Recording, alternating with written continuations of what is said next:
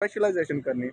Suppose आपका merit में नाम नहीं है, तो मेरिट में नाम, कुछ स्टूडेंट क्या करते हैं, मेरिट में नाम नहीं आता, अगले साल के लिए दोबारा अटैम्प्ट देते नहीं होता। लेकिन वो डिसहार्ट होने की ज़रूरत नहीं है, हालांकि उन्होंने बहुत ज़्यादा एफर्ट की, बहुत मेहनत की होती है। उसके लिए क्या होता है,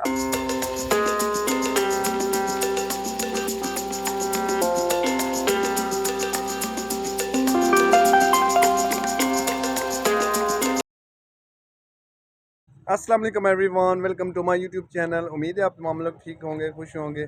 अच्छा जी, इस वक्त मैं शाम का टाइम है, तो मैं अपने रूफटॉप पे खड़ा था प्लाजा के, तो आपसे कुछ बातें करना चाह रहा था। मैंने सोचा कि कुछ जो स्टूडेंट्स हैं, स्पेशली वो जो इंटरमीडिएट करके अपना क्या लेके लास्ट एग्ज़ाम चल रहा है आजकल, तर्जुमतुल कुरान का उनका एग्ज़ाम है। उसके बाद फिर उन्होंने अपना करियर सेलेक्ट करना है, किस फील्ड में जाना है, प्रोफेशन अपना सेलेक्ट करना है, किधर जाना है, तो उसके लिए वो कंफ्यूज्ड हैं।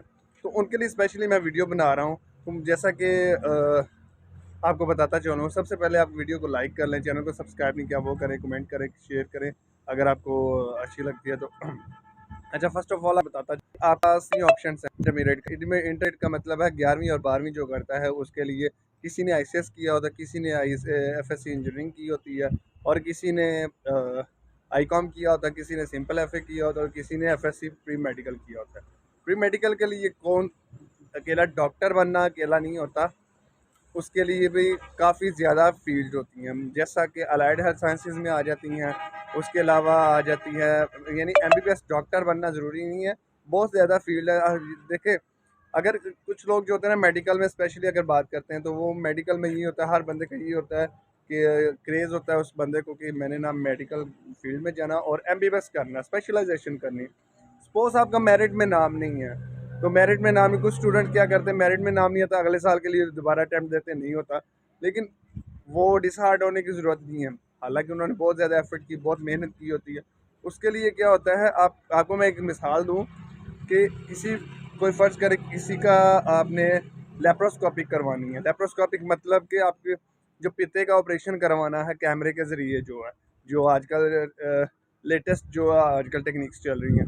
लेप्रोस्कोपी करवाने के लिए क्या करते हैं, उसका ब्लड प्रेशर चेक करते हैं। उसके लिए तो पहले तो आप स्पेशलिस्ट डॉक्टर के पास जाते हैं, मतलब कि कंसल्टेंट के पास जाते हैं। तो कंसल्टेंट का काम क्या होता है, उन्होंने पहले रिकमेंड करना ही आप ये टेस्ट वगैरह करवा लें। उसके लिए आप होता है आपका ब्लड प्रेशर, आपकी शुगर, और आपका अगर ब्लड प्रेशर के पेशेंट हैं तो आपका हार्ट बीट जो है उससे रिलेटेड जो है आपका टेस्ट होता है, यानी इस तरह के टेस्ट होते हैं। ठीक है, इस वक्त मुझे उनके नाम एग्जैक्ट मेरी ज़ुबान पे नहीं। और उसके साथ साथ फिर अगर वो टेस्ट क्लियर करते हैं तो उसके बाद एनेस्थीसिया के डॉक्टर होते हैं, उनसे आपने आपको उसके थ्रू भी गुजरना पड़ता है, मतलब कि उसने कंफर्म करना है बेहोश करना है या नहीं करना। अगर फ़र्ज़ करें ब्लड प्रेशर, आपको एग्जांपल दूं, मेरी वालदा का ऑपरेशन था, तो ऑपरेशन से पहले मतलब कि लेप्रोस्कोपी करवाना था। तो उसके लिए क्या करना था, डॉक्टर के पास गए तो उन्होंने कहा जी अपना ब्लड प्रेशर बताएं, तो उनका ब्लड प्रेशर नॉर्मल था। और जब जिस दिन उन्होंने एडमिट किया ना, एडमिट करने के बाद क्या हुआ, उन्होंने जब टाइम आया ऑपरेशन करने का, मतलब कि प्रोसीजर करना था, तो उसके लिए उनका ब्लड प्रेशर 200 पे चला गया। 200 मतलब डॉक्टर कहता है इट्स नॉट एक्सेप्टेबल, कि आपको अगर फ़र्ज़ करें एनेस्थीसिया वाले बेहोश करेंगे तो फिर आपके लाइफ का इशू बन जाएगा। तो इसलिए उन्होंने फिर रिजेक्ट कर दिया, उन्होंने डिस्चार्ज कर दिया। उसके बाद फिर दोबारा किया, तीसरी बार फिर, यानी कह सकते हैं कि हम गए तो एडमिट हुए। तो नेक्स्ट फेज़ में उन्होंने क्या कहा, साइकोलॉजिकल इफेक्ट उनमें पड़ रहा था। उन्होंने कहा जी आपका ना, इन शॉर्ट मैं बता दूं कि उन्होंने कहा जी आपका ऑपरेशन आज ही होगा। मैंने कहा मेरी वालदा को बोलें आज ही उनका ऑपरेशन होगा। पहले मुझे डॉक्टर कहते हैं वो डर रही है शायद ऑपरेशन। मैं कहा ऑपरेशन से नहीं डर रही, वो इस चीज़ से परेशान है, मेरा ऑपरेशन नहीं हो रहा। तो जब उन्होंने कहा आपका ऑपरेशन आज ही होगा, तो ब्लड प्रेशर थोड़ी देर बाद, आधे घंटे के अंदर अंदर ना थोड़ा रिलैक्स होगी। तो उन्होंने वेट किया, तो उन्होंने बेहोश किया, यानी वो उनका एनेस्थीसिया वाले ने बेहोश करने के बाद फिर उनका प्रोसीजर कर दिया। कहने का मकसद, उसके बाद भी स्टिचेस वगैरह या इस तरह के छोटे छोटे काम जो होते हैं वो सारा कुछ किया, और मेडिकेशन वाला। अब उसमें कौन कौन सी आते हैं, उसमें आ जाते हैं अलाइड हेल्थ साइंसेज के आते हैं, उसमें आ जाती हैं मेडिकल लेबॉर्ट्री या इस तरह की चीज़ें सारी आती हैं। और उसके बाद आ जाती है आपका स्पेशलिस्ट सर्जन आ जाते हैं, उसके अलावा एनेस्थीसिया का आ जाता है, और फार्मेसी आ जाता है। इतने ज़्यादा डिपार्टमेंट्स इसमें आ जाते हैं, मतलब एक पेशेंट को जो डायग्नोस से लेकर ट्रीटमेंट तक जो जितना भी काम है वो सारा आ जाता है इसमें मेडिकल फील्ड में। तो कहने का मकसद है कि medical is not just rely on your MBBS।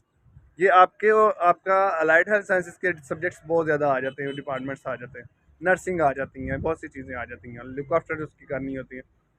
तो ये होगी इसके बाद मेडिकल की। अगर इंजीनियरिंग की बात करते हैं, इंजीनियरिंग में आ जाती हैं FSC, प्री इंजीनियरिंग या ICS किया हो तो उसके लिए आ जाता है मैकेनिकल, सिविल, इलेक्ट्रिकल और कंप्यूटर साइंस और AI और इस तरह की काफ़ी ज़्यादा कोर्सेज है जो कि मैथ्स और फिज़िक्स वगैरह से रिलेटेड है। इंग्लिश तो आपकी ऑब्वियसली हर एक में चल रही होती है, तो ये चीज़ें होती हैं। तो कहने का मकसद है कि आपको डायरेक्शन का पता होना चाहिए। काफ़ी ज़्यादा स्टूडेंट्स ऐसे होते हैं, बहुत से स्टूडेंट्स ऐसे हैं जिनको डिग्री का मिड हो जाता है, दरमियान आ जाता है या डिग्री स्टार्ट कर लेते हैं तो फिर बाद में सोचते हैं यार हमें यहाँ पे एडमिशन लेना चाहिए, ये यूनिवर्सिटी में ये हमारे लिए ये वाला डिपार्टमेंट ठीक था। तो right university with low cost यानी कम फीस में हो और अच्छी यूनिवर्सिटी हो और अच्छा डिपार्टमेंट हो जो आपके लिए आपका इंटरेस्ट डेवलप करे। आपने अपना इंटरेस्ट भी देखना, आपका इंटरेस्ट किस चीज़ में है। तो उसमें आ जाता है MBBS, सॉरी MBA, BBA भी आ जाता है। अगर कॉमर्स करना चाहते हैं तो आप इंजीनियरिंग वाले जो ये भी कर सकते हैं, यानी आपका मैथ्स मस्ट है। अगर मैथ्स किया हो तो आप किसी भी डिपार्टमेंट में जा सकते हैं, ICS की हो या ICOM की हो या FSC प्री इंजीनियरिंग की हो, तो ये मस्ट है आपका। तो ये चीज़ें कैसे कहने का मकसद है कि आपको एक्सपोजर होना चाहिए, यूनिवर्सिटीज़ को एक्सप्लोर करें। और जैसा कि आपको गवर्नमेंट यूनिवर्सिटीज़ की बात करते हैं या लो कॉस्ट यूनिवर्सिटी की बात करते हैं तो उसमें आ जाता है UET, university of engineering technology, Punjab university आती है, NUST आती है, फास्ट आती है, GK आती है। अगर इसमें नहीं होता तो आप क्यों हिम्मत हारने की ज़रूरत क्यों है?